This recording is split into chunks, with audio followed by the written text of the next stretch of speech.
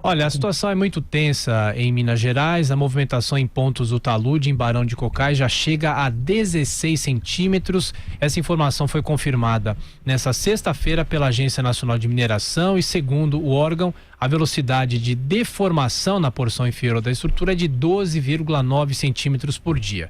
E nós estamos recebendo aqui no nosso estúdio para falar mais sobre esse assunto, essa expectativa, o vice-diretor do Departamento de Infraestrutura e Habitat do Instituto de Engenharia, Habib Jarrouji. Como vai? Muito obrigado pela visita, por esclarecer os nossos ouvintes sobre essa situação que Minas Gerais mais uma vez está vivendo. Bom dia, obrigado. Bom dia a vocês, bom dia a todos os ouvintes. É uma pena que o assunto que me traga aqui seja novamente um desastre como esse, mas no que a gente puder fazer esclarecimentos e deixar o entendimento mais fácil para a população, estamos à disposição. Doutor, para a gente poder entender, primeiro, qual que é a diferença de um talude, qual que é a diferença se a própria barragem se romper, não necessariamente se o talude se romper, não sei nem se esse é o termo correto, a barragem vai se romper. Muitos falavam que nesse sábado isso poderia acontecer. Didaticamente, para que a gente possa entender o que vai acontecer e o que pode acontecer com essa barragem. O que está acontecendo em Barão de Cocais não é a barragem em si que está em risco de ruptura iminente. Só que a barragem é como se fosse um cercamento de terra, onde você fez um lago cheio de lama. Com o tempo essa lama vai estabilizando, vai ficando sólida, e você vai tirando a água e aquilo vira, de vez de um líquido, um sólido. Só que você tem no entorno desse lago um paredão de rocha, que é da onde você tirou o material minerado. E esse paredão é que está em risco de ruptura. Quer dizer, está em risco, ele está rompendo. Tá? Ele já se movimentou bastante, a rocha já se mexeu 16 centímetros. Se você pensar numa rocha mexendo 16 centímetros, é muita coisa. É como um papel picado que você começou a abrir o picote e ele vai terminar de abrir. Quando esse pedaço de rocha cair no lago, é que você gera o problema para a barragem em si. Porque a hora que ele entrar nesse sólido, ele vai misturar a lama, vai misturar a terra com água, vai virar lama, vai virar um líquido, e esse líquido pode romper a barragem. Não é certo que a barragem vai romper. É certo que o talude de rocha vai cair. E a partir daí vai acontecer um movimento que pode ou não romper a barragem. Como existe a possibilidade, é uma possibilidade real de que isso aconteça, por isso as pessoas dos bairros à frente estão sendo retiradas, as sirenes estão soando, existe todo esse movimento de preparo para emergência. Como é a grande preocupação de grande parte da população da região de Barão de Cocais, qual que é a probabilidade de rompimento dessa barragem devido ao rompimento desse talude? Olha, falar em porcentagem é muito complicado, mas existe uma chance grande e real de que aconteça. Por isso que é muito importante que as pessoas estejam participando dos exercícios de evacuação, que os bombeiros estejam atentos, que a Vale esteja posicionada para entrar com a emergência. A primeira cidade que vai ser atingida está a cerca de 1 hora da barragem, mas você já tem uma vila que fica a 6 minutos. É Socorro, né? Socorro fica a 6 minutos da ruptura. Essa vila está toda esvaziada, já não tem mais gente em Socorro. Exatamente porque a probabilidade é muito alta de que aconteça.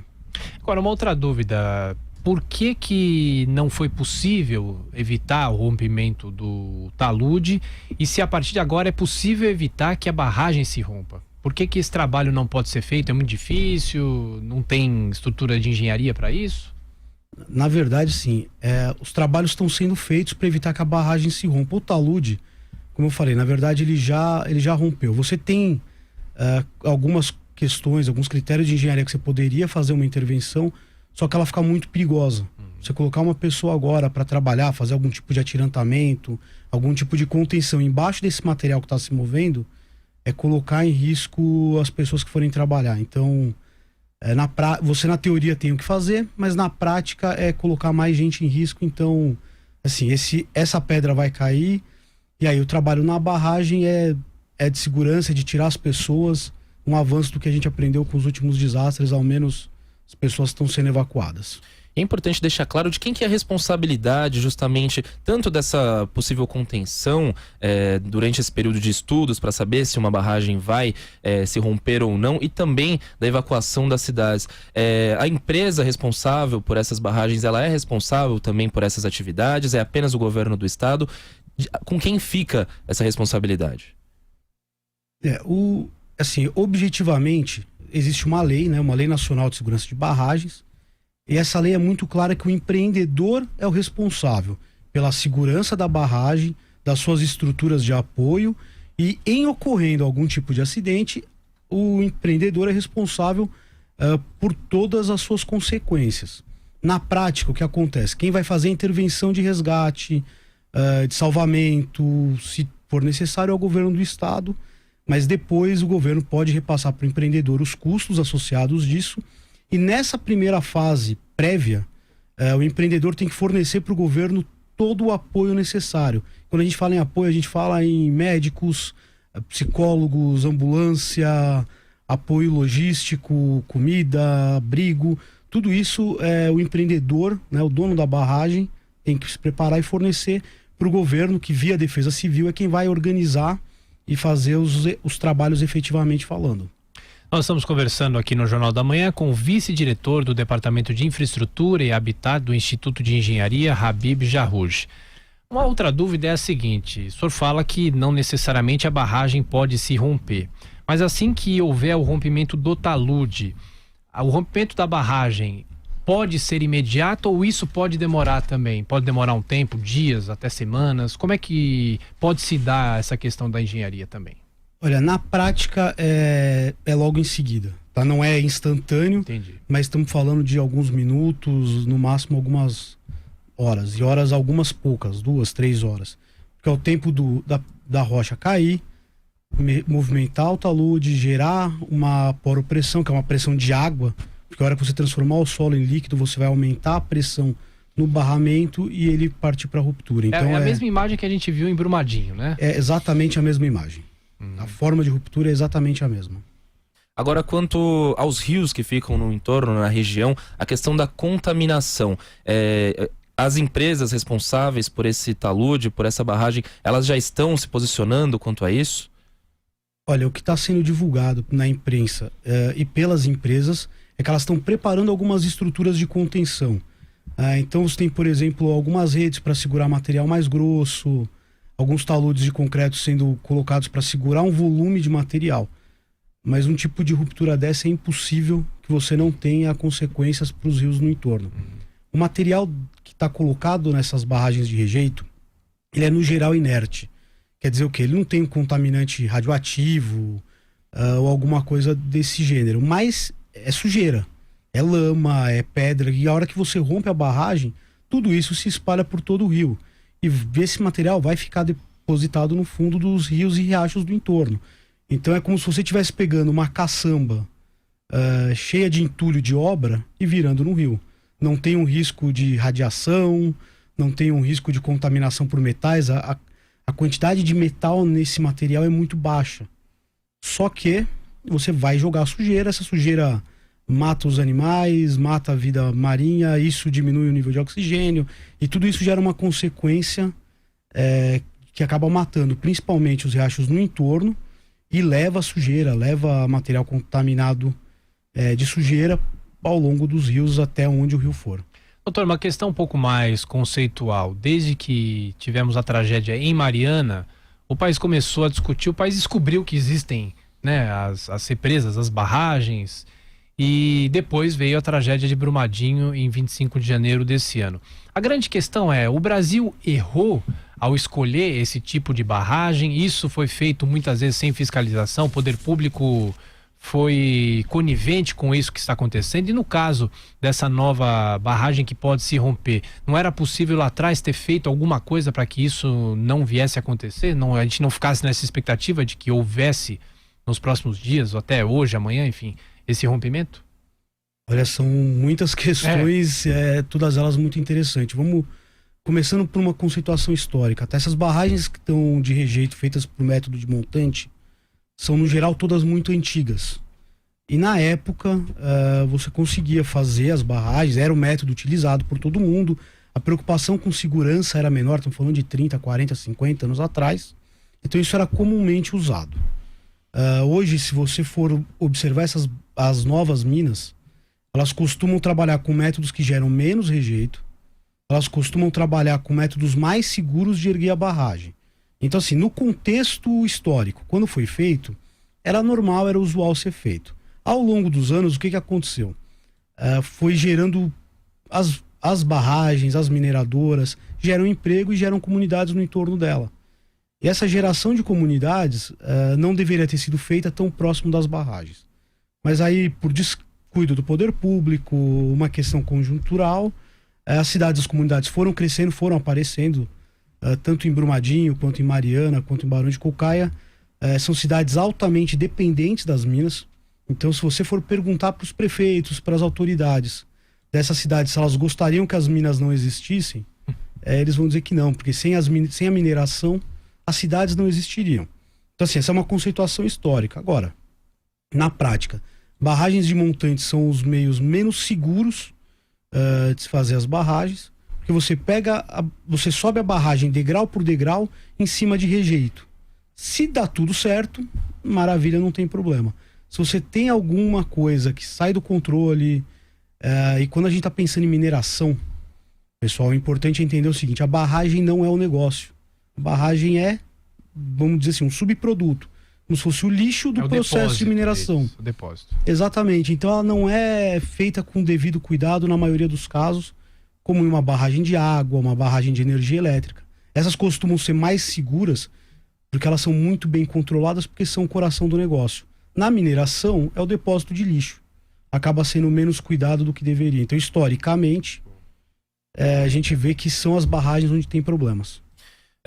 O país tem centenas de barragens, diversas com possibilidade, com riscos de rompimento.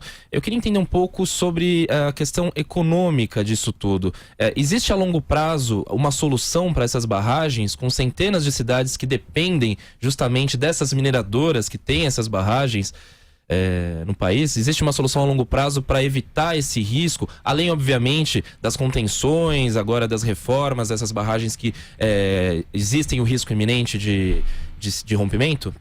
Olha, são algumas coisas a serem consideradas. A primeira dela na verdade, depois de Mariana, pouca coisa se mudou objetivamente na questão de segurança. Depois de Brumadinho, nós vimos uma mudança séria, talvez por ser recente, talvez uma mudança conjuntural, mas nós vimos uma mudança. Tanto que a população de Barão de Cocaia está sendo avisada antes, está todo mundo percebendo o que está acontecendo. Se acontecer um desastre, ele deve ser ambiental, o que não é pouco, mas ao menos nós não vamos ver 300 mortes como vimos em Brumadinho. Então isso, a princípio, é uma coisa boa, já é uma maturação do Brasil em relação às suas barragens. Quanto à mineração, eu disse anteriormente, hoje os métodos são um pouco mais modernos. Você gera menos rejeito e, por exemplo, em Minas Gerais, desde Brumadinho está proibido subir barragem com método de montante. Então você está fazendo métodos mais seguros. Economicamente, eles são mais caros do que a barragem de montante, mas dentro do negócio mineração, a diferença é muito pequena.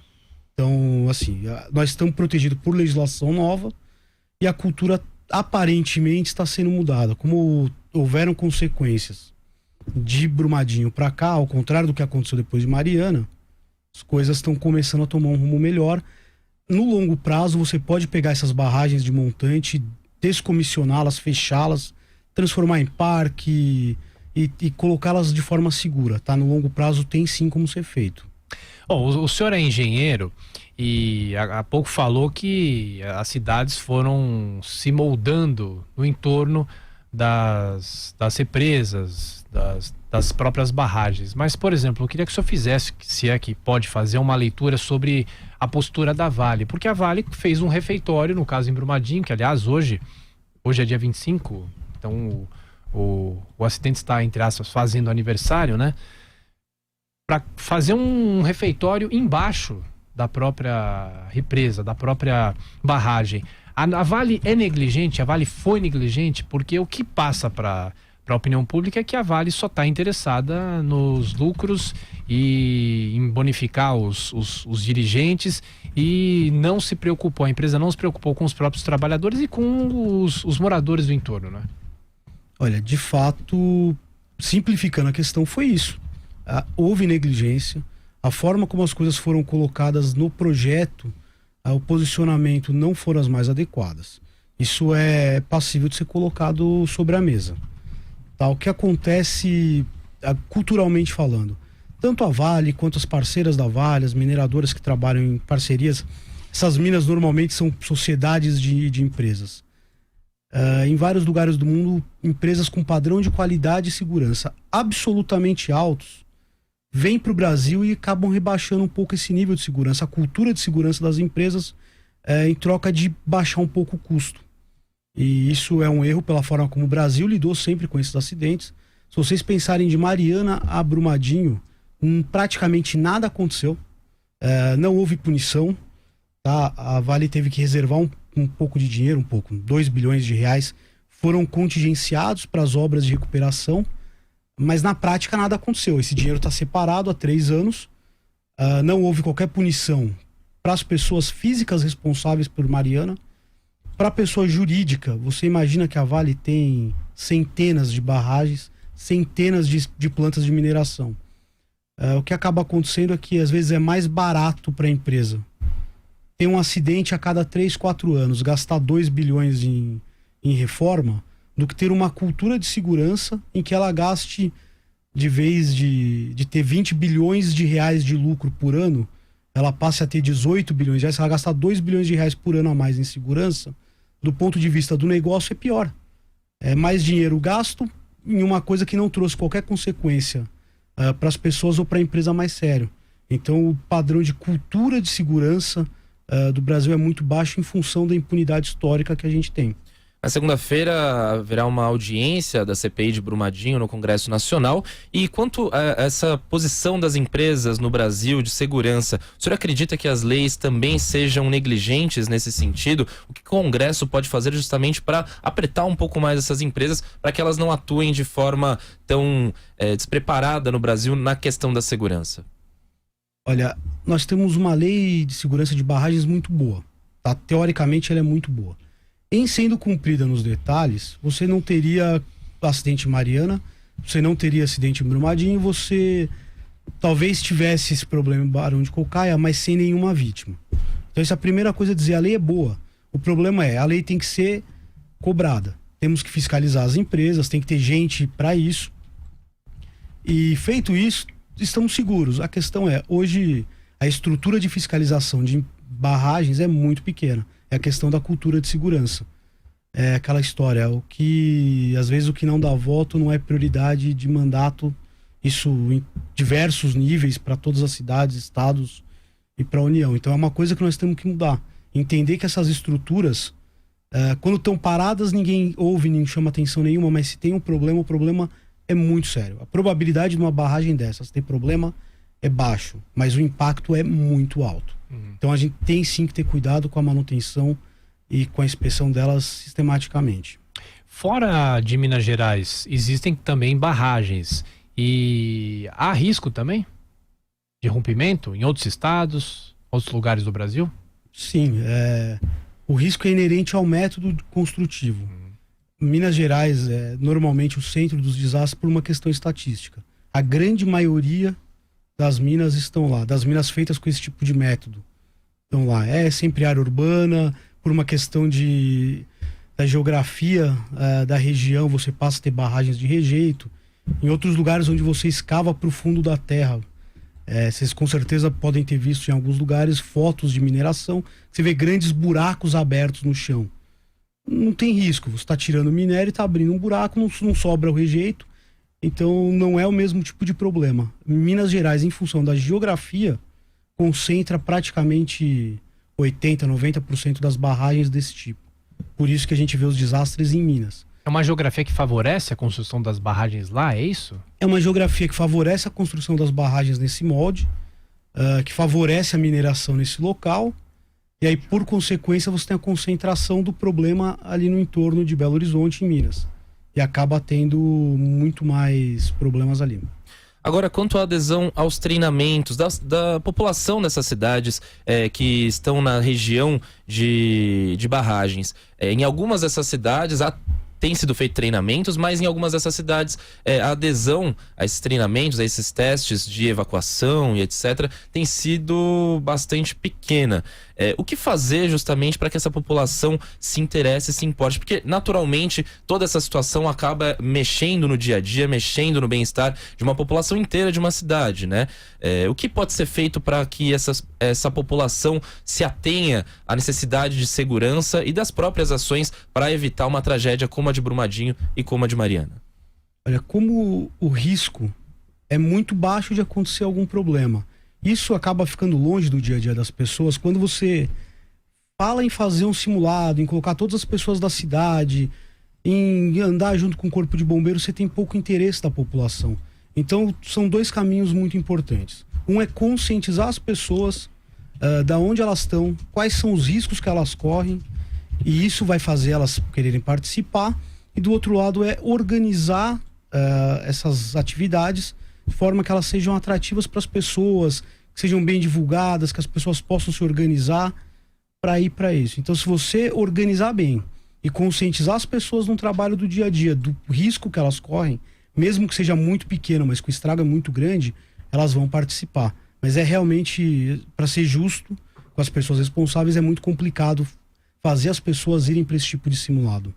Só para a gente fechar, a Agência Nacional de Mineração informou, inclusive, nessa semana que fez vistorias em 150 barragens em todo o Brasil. Até o fim do ano deve fazer vistorias nas mais de 500 em todo o país. Mas a grande pergunta é, isso adianta?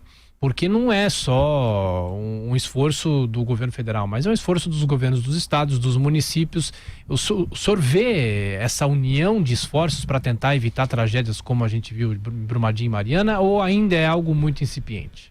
Olha, adianta. Se você pensar que no último ano você com certeza não fez 150 vistorias no ano inteiro, então adianta. Até porque não é só a vistoria em si. Quando você vai fazer esse tipo de ação, você cobra das empresas a documentação que a lei manda gerar. A Lei de Segurança de Barragens pede, por exemplo, numa barragem de rejeito, que toda semana tenha uma inspeção.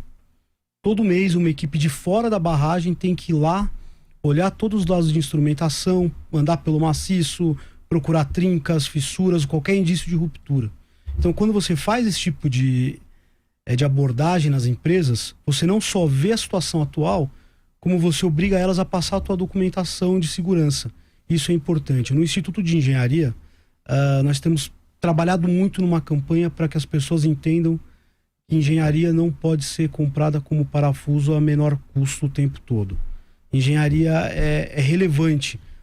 Às vezes o que essas empresas não entendem é que o custo de trabalho com engenharia às vezes é caro, mas falta de engenharia é mais caro, porque as consequências são muito dramáticas. Olha, nós recebemos aqui nos nossos estúdios, nessa edição de sábado do nosso Jornal da Manhã, o vice-diretor do Departamento de Infraestrutura e Habitat do Instituto de Engenharia aqui de São Paulo, Habib Jarrouj. Muito obrigado pelas explicações, pelos esclarecimentos, e está sempre convidado para uma próxima entrevista. Muito obrigado mesmo, bom fim de semana. Obrigado, gente, foi um prazer.